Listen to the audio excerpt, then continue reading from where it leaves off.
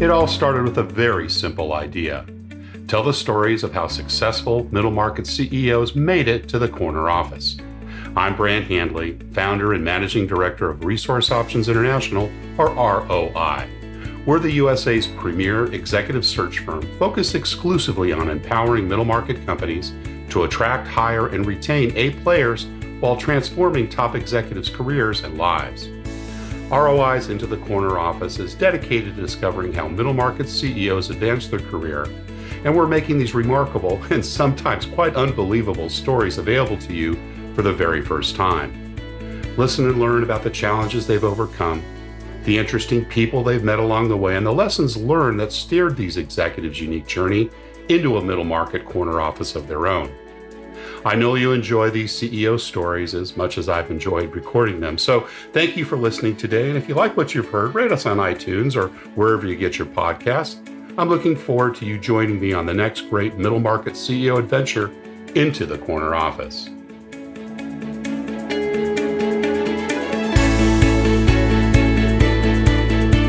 Our guest today is CEO Oscar Zapata. Oscar is an avid entrepreneur and chief executive officer of the Shots brands of companies, including Shots Miami, Shots Orlando, Shots Labs, and Shots Franchising. He obtained a bachelor's degree in computer engineering and his master's degree in business administration with an emphasis on entrepreneurship, both from Florida International University. He has an 11-year-old daughter named Mia and a beautiful wife named Marcela, and not with his family, Oscar is growing the Shots brand. Oscar Zapata, welcome into the corner office. Thank you, Brent. It's awesome to be here with you. Let's start with the early years. Tell us a little bit about what those were like. Where did you grow up? What kind of a family? What part of the country? Well, I was born in Miami, Florida. My mother is Cuban. My father is Colombian. Wow. Yeah, so I kind of had I guess in my early years, I would say an identity crisis. It was definitely interesting. Miami is very mishmash melting pot. It's a melting pot of all kinds of cultures. Right. And people from here, they identify a lot with their national heritage with their or their parents. Right? Yeah, exactly. Yeah. So I always, I was from United States because I was born here, but my mother was Cuban, my father's Colombian. I didn't know where I was from. Were they both immigrants? Did they come in their adult years, or were they come here as children? No, they both came very young. Yeah, terrific. So kind of grew up in two different cultures, one leg in one side and one another. Yeah. Well, I'm sure the Cuban food part of it was a welcome one, and I'm sure we're going to talk a little bit about that as we get further down your career path. Mom and dad worked as well. What was their background? Oh, yeah. Always very entrepreneurial, both of them. They always had their own businesses, always starting new businesses. Yeah, it's kind of what I saw growing up. Yeah. Always. What kind of work were they in? What kind of businesses did they run? They did things, all kinds of things. I know they had a handbag store, and then I know that they had like a cleaning store, like a company that cleaned. I know that they had they owned. Eventually, they ended up investing in different real estate portfolios. But they also had like a snack and novelty distribution company. They had a mortgage company. A real estate company. Wow. It's a wide array of things that they would do. And did you get involved in any of those businesses growing up? Sure. I remember working in, when my father would buy a house, he would buy and sell houses. He'd buy houses that would run down. Right. We would go and repair them. Yeah. Flip them. And then we would do it on commercial properties as well. Would help them do that as well. And you did what, some of the repair and fix-up work, or did you get involved? Yeah, right. A lot of the painting and hands-on stuff. Yeah, it's good, healthy. And brothers and sisters, how big a family were you brought up in? I have an older sister. Her name is Monica. And she's actually 9 years older than me. And she actually helps me tremendously with Shots, with our franchise. Right. Yeah, she's our VP of franchising, so she runs all the sales. Great. Have your careers intertwined? In other words, were you and her involved in earlier businesses, or has it just been recently that she's been working with you on Shots? We've worked together before, and we actually work really well together. That's great. We've Because worked that's a in. big age gap, age Oh gap. yeah, Because by the time you were 9 or 10, she was probably already ready to leave the home or perhaps on her way at that time. yeah. But my sister's a special person. We've always been very very close. That's great. Cool. And we've worked together in all kinds of things, from the real estate projects to some of the property management projects, on the casino project as well, and now on franchising. And all the time in Miami, kind of same home, same neighborhood. Did mom and dad move around a little bit? What was kind of your early years like? We grew up in an area called Kendall here in Miami. Yep. Know it well. All right, so yeah, we grew up there, and then later on, everybody moved down to Homestead, and when I ended up opening shots in Wynwood, I moved over to the Edgewater area, and I've been here for a few years. Going to school and so forth, kind of same, elementary school, middle school, high school, all in the same area. Public schools Yeah. or private schools? What were your? I went to public school until I got to eighth grade. That's when I went to private school. And you went to private school. Got it. And were you a good student? I was academically, I was a really good student. I got really good grades, but I was not a great. I didn't behave very well. Growing up, obviously, always those things. But so let's talk a little bit about some of the things you did outside of class. It sounds like working with mom and dad on their various projects were a part of it. Were there other jobs that you held that were outside the family businesses? Yeah. I remember I started a car wash with a cousin of mine. Ah, That one we did pretty good for ourselves, considering we were like 11 years I was old. going to say you were young. Oh, that's great. Was that like in front of the house, or did you, Yeah. have a little? Oh, awesome, awesome. Yeah, we wanted to buy go-karts, and nobody would get them for us. So Right. Good for you. And did you earn enough to do that? yeah. We wanted one. We ended up getting two. Nice. And where did you race them, or did you have a course that you'd go in those go-karts? Oh Where did you man, take them? we used to we used to run amok all around the neighborhood. We lived like in a cul-de-sac back then, so there was a lot of houses, a lot of areas under construction. We used to ride on all the little hills and rock piles and everything, make Fun. ramps. Yeah, it was fun. That's great. And what about other activities? Any sports or music, creative things? What kind of things did you pursue outside of school? I'm kind of like a frustrated musician. I love music, but I'm terrible at it. I can't even dance. But sports, I was always an athlete. Yeah, I was a big Soccer wrestler. or Wrestling. Wrestling. Oh, Yeah. cool. Yeah, I wrestled in high school as well. It's a great sport. You've got to be very fit for wrestling. Yeah, you gotta be in good physical condition. Yeah, absolutely. Did you do some competitions or mostly just high school meets and so forth? How far did you take that? I took it pretty far. No? I would wrestle all year round. I would wrestle freestyle, folk style, Greco-Roman. Awesome. Cool. Yeah, Win any championships or go to state, nationals, anything like that? I did. I never took the state title. I took fourth. It was in Wow. state twice. Cool. That's hot. I was better in freestyle than I was in folk style. I was more of a technician, I guess. And so obviously did a little travel for that. Did you go to different state locations for competitions and so forth with wrestling? How did that play out? Yeah. Yeah, I also did a little international competition. Oh, really? Where did you go and do that? Guatemala. Uh-huh. That was one that we did. We did one in Argentina, and those were really fun. I remember there was a competition in Guatemala that I was able to because since my father is Colombian, I was able Right. to represent Colombia. Ah, So cool. That's great. I beat the Colombian guy, right? So I won the spot. But over there they wrestle. Over here we wrestle for fun. Over there they kind of wrestle for life. Yeah. So that got pretty complicated pretty quickly. So, I can imagine. needless to say, I did not end up representing Colombia. Yeah, the international circuit kind of slowed down after that, I can imagine. Yeah, Yeah. it's pretty much more a way of life. Well, I obviously with both the Cuban and the Colombian background, did you grow up speaking Spanish in the home, or were you a bilingual home? How did your parents raise you? Yeah, man. In the home, we learned Spanish first. Yeah, good. We learned English in school. Right. Right. But always speaking Spanish at home, or it was one of those families where parents spoke to you in Spanish and replied in English because you were being a rebellious teenager or something, or did you pretty much keep it Spanish at home all the time? Responding in English was not allowed. Yeah, you try that once or twice, Yeah, right? That yeah. doesn't work. I used to tell my mother, I have to think when I respond in Spanish. And she's like, well, think then. Then think that. No exception to that. Yeah. Cool. So back to about up to high school then.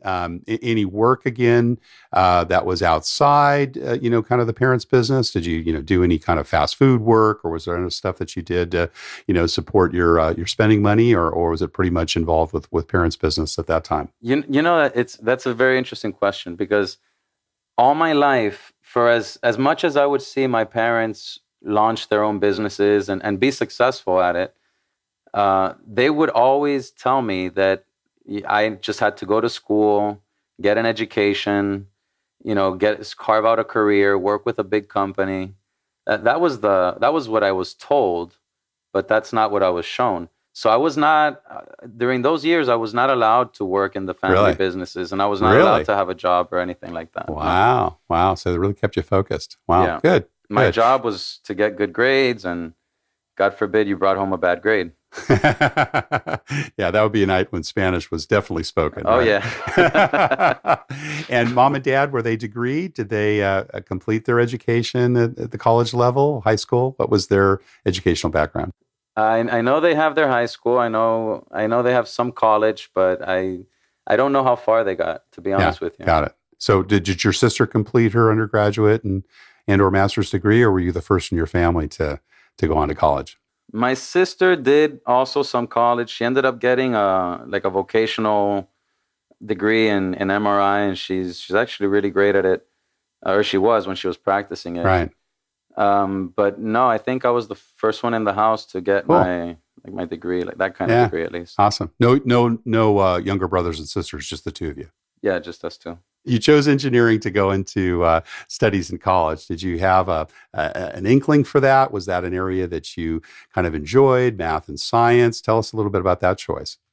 Okay, that's also a good question. I always was good at math and science. I always excelled at math and science. It was kind of easy for me. And when I was deciding what I wanted to study in college, I based my decision off something somebody told me when I was in high school. And they said that in the future there was going to be a shortage of engineers, and that the position was going to pay very well. And I figured, well, engineering sounds like something challenging and difficult.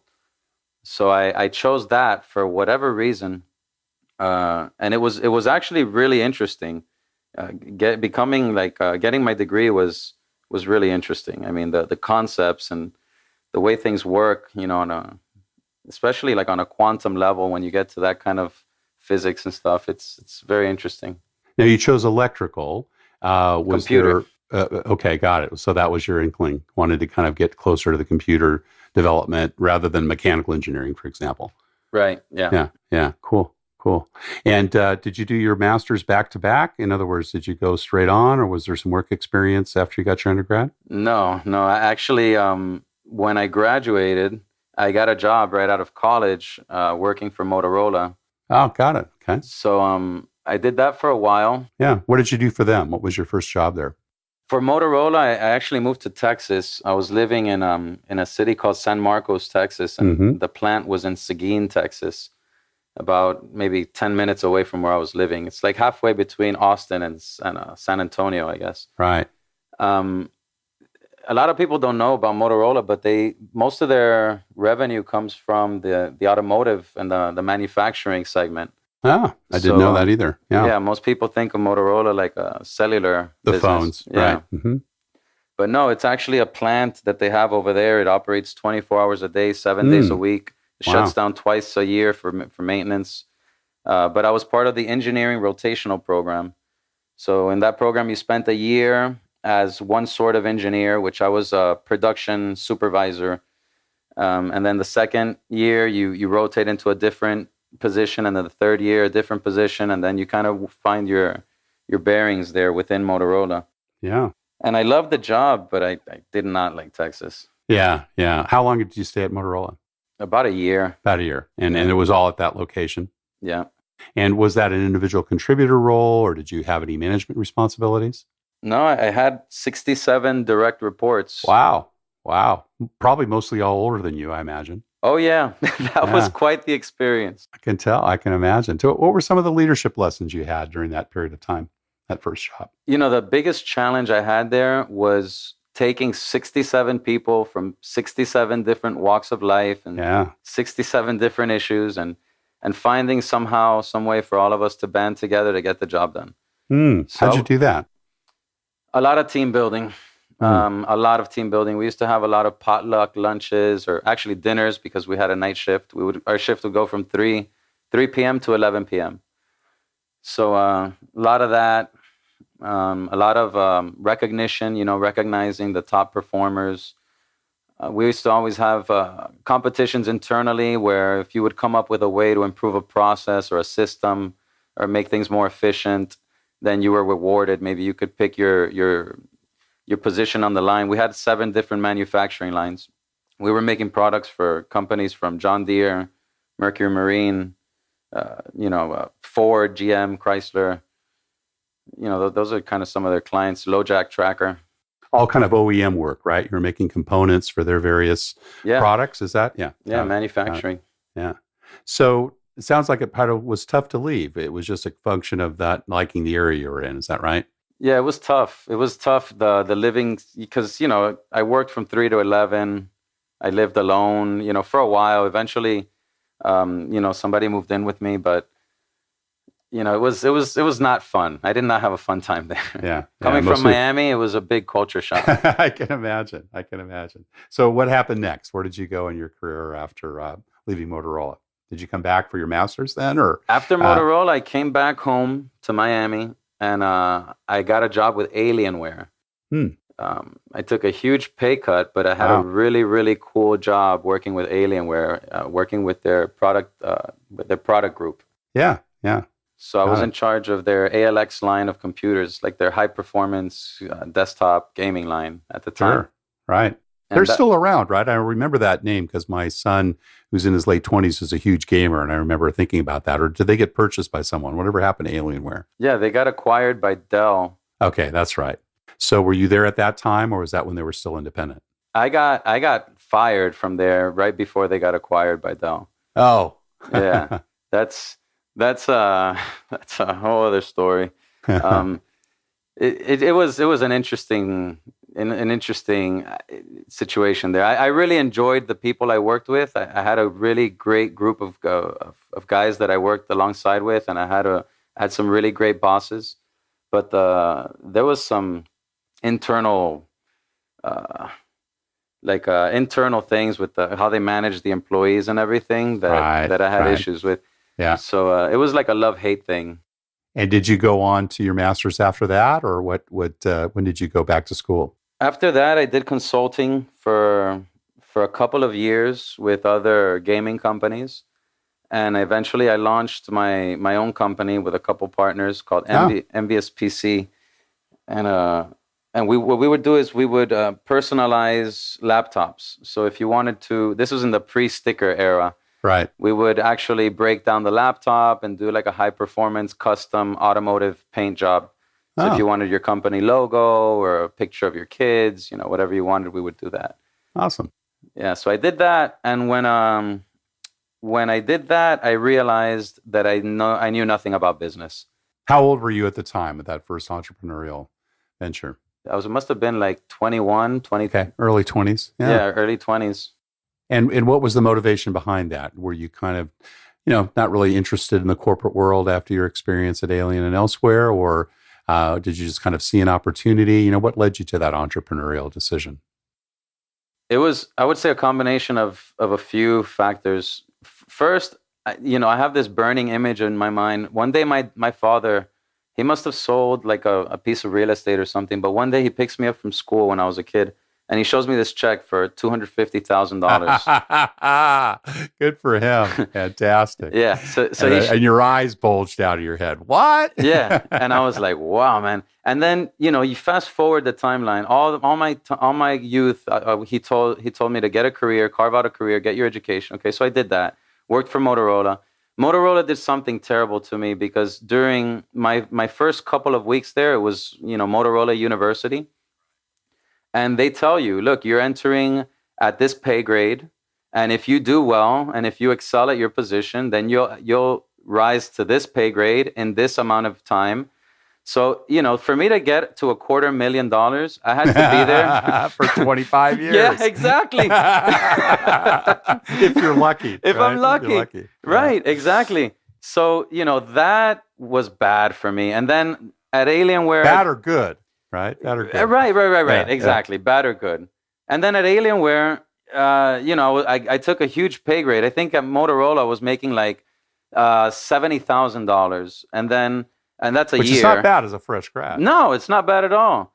And the cost of living in Texas is lower. Exactly. But then, I came to Miami where the cost of living is higher, and I went to Alienware where I was making like $37,000. Oh, goodness. Wow. Which, I had enough, man. Yeah, that was what finally told me, you got to start something for yourself. And you pretty much have been an entrepreneur ever since. Yeah, I didn't look back. Yeah, fantastic. And so, again, kind of getting back to some of those leadership areas, what did you think going in as an entrepreneur? You had mentioned that you didn't know a lot about business and you had to probably learn, in the street of hard knocks, so to speak. Had some failures, I'm sure, along the way. But, how did you kind of apply some of those leadership lessons, or what maybe leadership lessons did you learn during those entrepreneurial years that have stuck with you up to your success now with Shots? Brent, now that you say that, I have to say there's one more thing that I have to add. And that was of somebody that was super influential in my life. And that's a gentleman, his name is Doc Grantham. He's from Virginia. And Doc, when I was starting Envious PC, which is the laptop personalization company, Doc was the one that really showed me all about branding, bookkeeping, how to do financial forecasting, basics about marketing, certain, government agencies that can help you out, that are there to help and stuff. So I really have to say that Doc also, he introduced me to a lot of very sophisticated investors, and me being so young and so inexperienced, now that I look back at those moments, I can realize and appreciate and value what Doc was doing for me, but after getting my butt completely kicked by all of his investor friends, I realized that I needed to further my education. That's when I ultimately went back and got my MBA. Got it. So that was before the timeline again. What business were you in at the time that you went to get your MBA? That's when I got let go of from Alienware. Oh, for Alienware. Okay, so it was right after Alienware. Good for you. So did you do a 2-year full-time program? Was it an executive program? Yes, I did the executive MBA. And were you doing then some entrepreneurial things at that point in time, or did you follow your parents' suggestion and only focus on your education and not work? No, at that time I was helping them. They had a business in Homestead called Revelation Marketplace. Okay. And it was like 100,000 square foot indoor kind of mini flea market type of thing. So while I was doing all of that, I was helping there and doing what I could there. How do you think your parents have influenced your leadership style? Oh God, my mother is very aggressive. I think that's the right word to describe her. And my father, he's very strategic. Nice combination. Yeah, each on their own, almost to their demise, but together they make a really good team. Yeah. I think I was able to pick up on both those traits in a fairly equal manner. Now, did your mom grow up in Cuba, and did she come, in the 60s, or was she here prior to or after the revolution? No, I believe she came after. I know that my uncle came first. My mother has it's like 5 of them. So I know the eldest, my uncle, he came first, and then he was also extremely entrepreneurial and also very influential in my life. But one by one, he brought them over. Yeah. So refugees, basically escaping communism and the Castro regime, I would assume, Yes. right? During that period of time, right? Yes. And what was your motivations behind your dad immigrating from Colombia?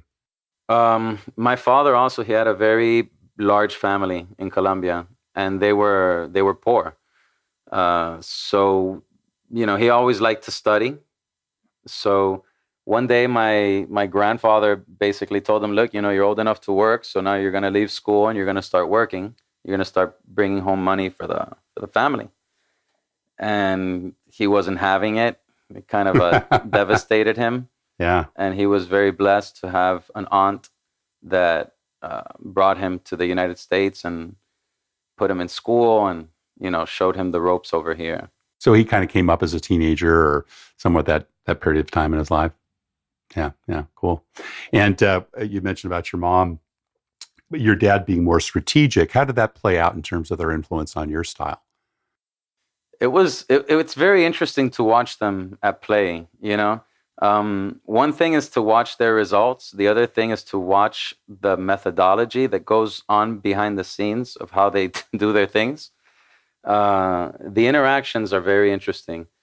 I would say almost inefficient at times, but they have an interesting way of coming to the right conclusion.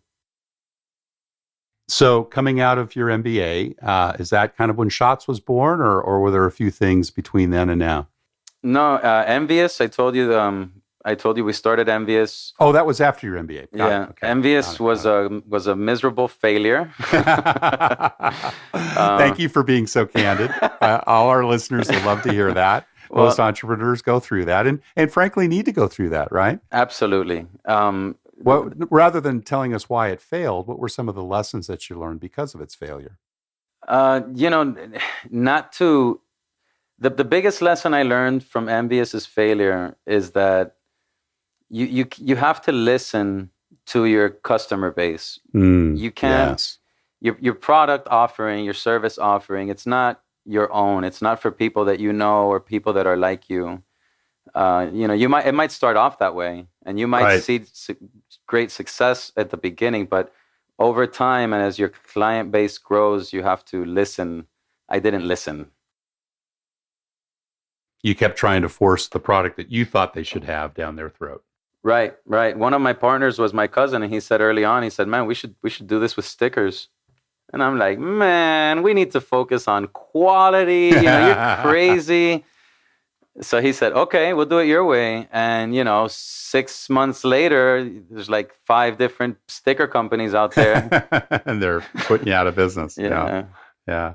All right. And then after Envious, what came next? After Envious, I tried to find a job for a little while because it was in the middle of the recession. Oh, this is back 08, 09, that period. Yeah. Right.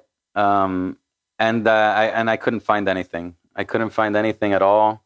I got told I was overqualified, which is terrible to hear.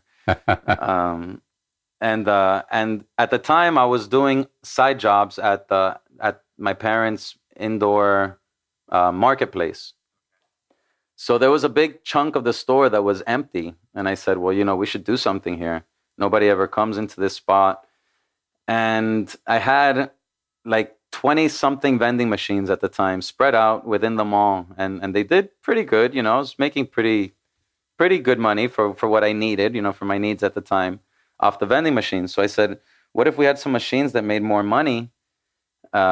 And as I started to put 2 and 2 together, I ended up finding a gentleman that was willing to partner with me, and we put together like an indoor, an adult entertainment center. It kind of looks like a casino, but it's not a casino.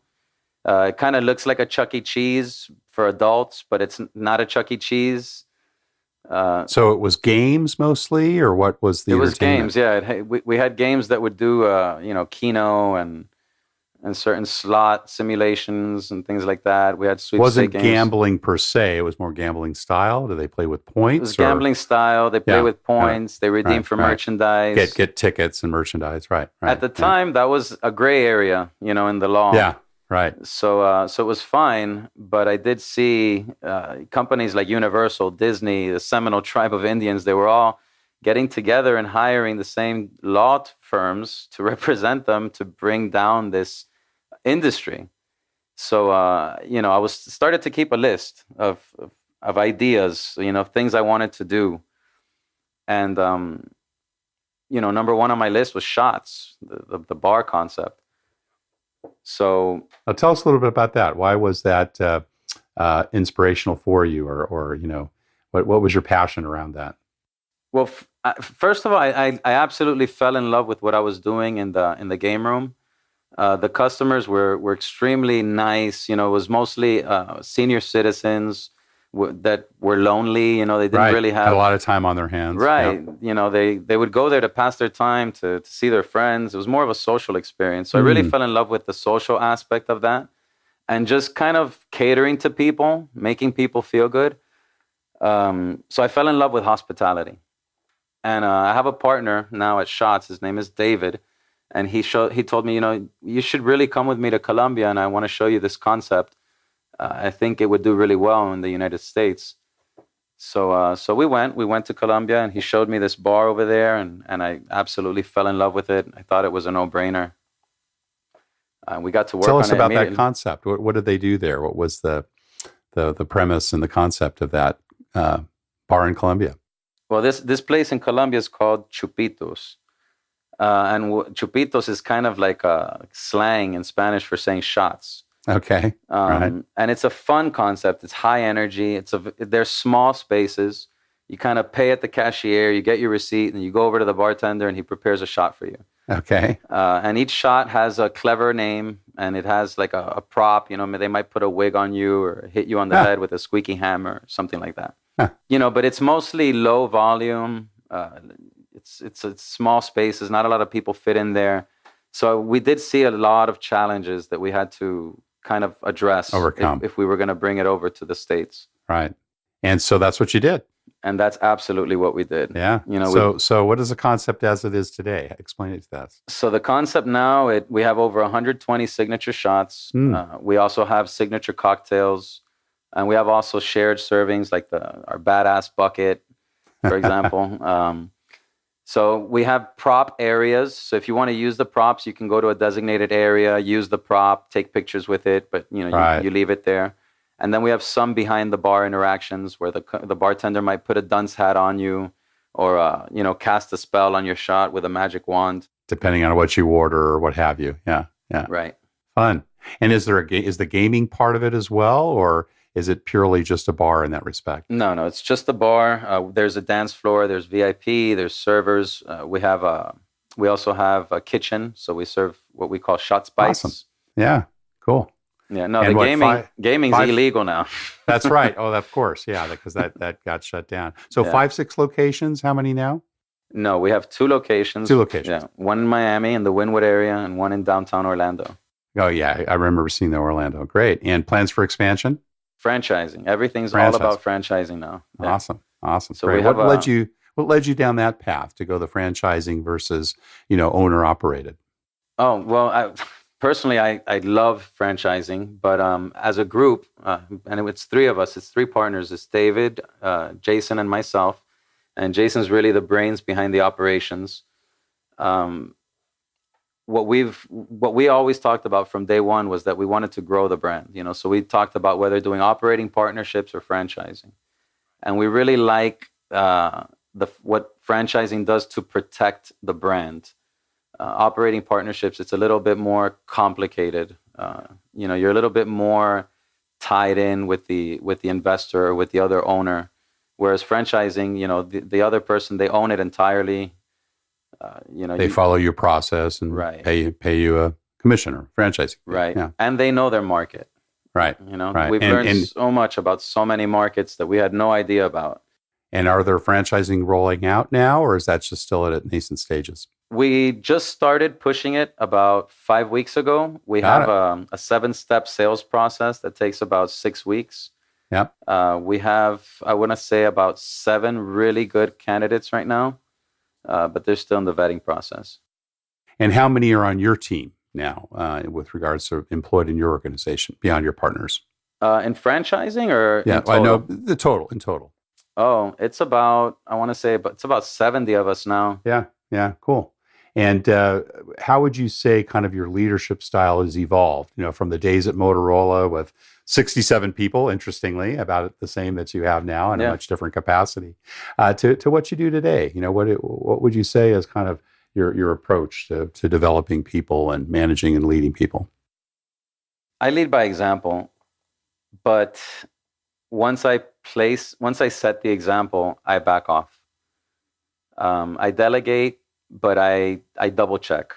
Uh, so it could be kind of annoying, I guess, to my team at first, but once we work out a good understanding of the expectations, I think it works out well for all of us. And do you have regular meetings? How do you kind of engage with, the broader organization? I mean, is there a small executive suite, your partners, and a couple of direct reports, and then kind of everybody else? How are you organized?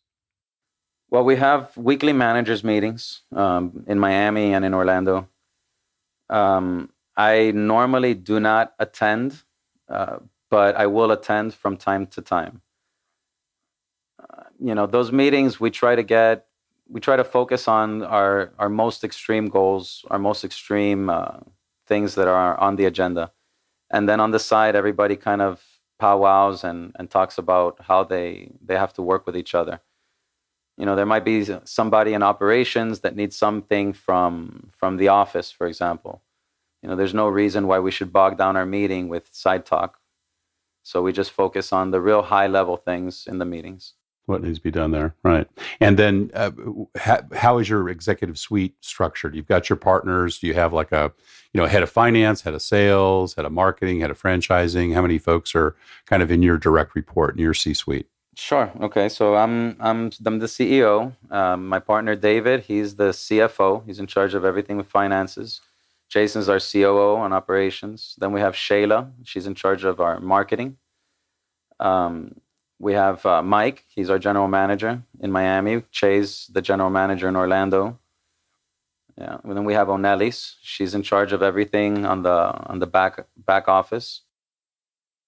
And your sister, of course, running the franchising And part my of the sister's operation. our VP Yeah, of franchising. yeah. Now, did you work together before? You'd mentioned you were involved in another business. Was that back in Envision, or where did you two previously work together, you and your sister?